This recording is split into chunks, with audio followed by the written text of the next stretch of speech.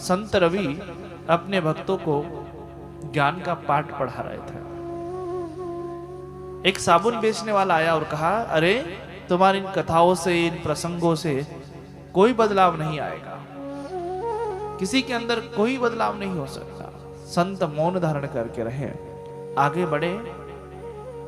जिस गांव के भीतर वो साबुन बेचने वाला घूम रहा था, पैरी लगा रहा था, देखा जब संत मार्ग से गुजर रहे थे तो एक बालक कीचड़ में मलिन था, कीचड़ ही कीचड़ थी।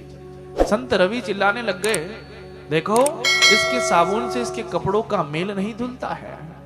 साबुन बेचने वाला भयभीत होकर पास में आकर कहने लग गया, अरे जब तक मेरी साबुन इन कपड़ों के ऊपर नहीं लगाई जाएगी तब तक इसका मेल धुलने वाला नहीं है। संत जी ने कहा कि ठीक उसी प्रकार कथाओं को, प्रसंगों को, कविता कहानियों को अपने घट के भीतर नहीं उतारोगे, जिस प्रकार कपड़ों के संग मेल लगा होता साबुन धोया करता है, मन का मेल सत्संग धोया करता है। मन में अगर मेल है तो कौन धोएगा? कपड़ों का मेल धुले रे साबुन संग, मन का मेल धुले रे सत्संग। कहते हैं कि बक्से को ताला लगा दो, उसकी चाबी घूम दो, फेंक दो, उसे जबरदस्ती उस ताले को यदि हम खोलेंगे, क्या बताओ उस बक्से का क्या हाल होगा? मौज ही मौज पड़ जाएगी, गड्ढे ही गड्ढे पड़ेंगे, चोट पर चोट लगेगी, और चाबी होगी तो एक बार में ही खुल जाएगा। बक्से का ताला खुले रे चाबी संग में, मन का ताला खुले रे सत्संग में। बक्से का ताला लगा होता है, वो चाबी के संग खुला करता है, और मन का ताला सत्संग में खुलता है, कथाओं में खुलता है। गेंदे का फूल खिले रे बगियों में, मन का फूल खिले रे सत्संग में। गेंदे का फूल बगियों के बीच खिला करता है, और मन का फूल सत्संग में खिला करता है।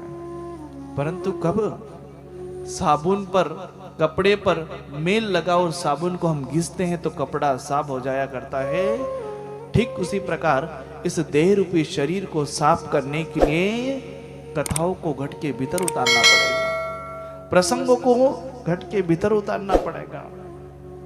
कहते हैं गत इतने वर्षों से कथा हो रही है, 13वां वर्ष है, 13 साल हो गए हैं।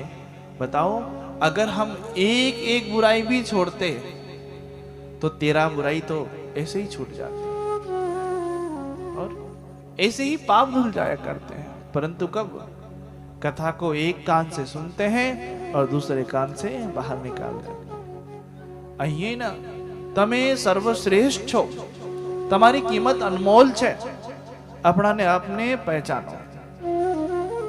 હાચી વાત કરું ना, તમે अपना आपने ओरखी नहीं ने सकी रहा। सही बात तो है कि आप अपने आप को जान भी नहीं रहे हो। आप अनमोल हो, आपको कोई खरीदने वाला नहीं मिल सकता, इतने कीमती हीरे आप हो।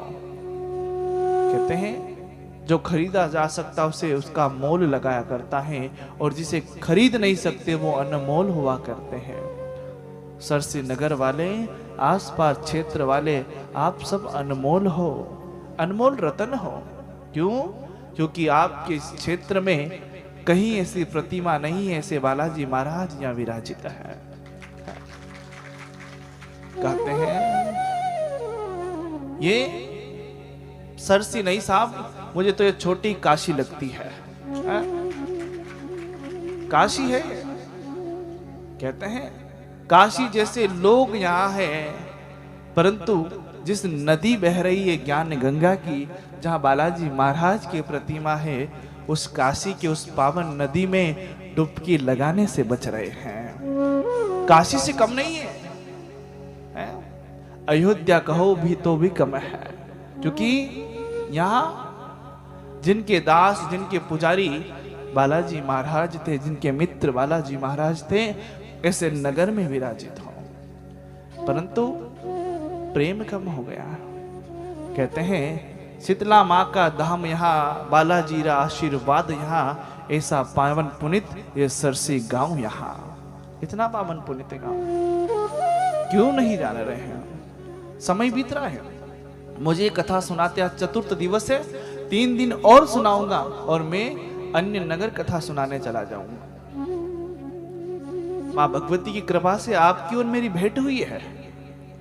आप अपने आप को जानिए, जो 13 साल में नहीं किया, जिसको 12 साल में नहीं किया, इस वर्ष करके दिखलाओ। आपके भाव कुंठित होने लग गए हैं। आपका सहयोग देने का जो भाव था वो कम हो गया। आप बढ़ चढ़कर जो सेवा देते थे वो कम हो गई। मत सोचिए, अपने आप को उजालिए है।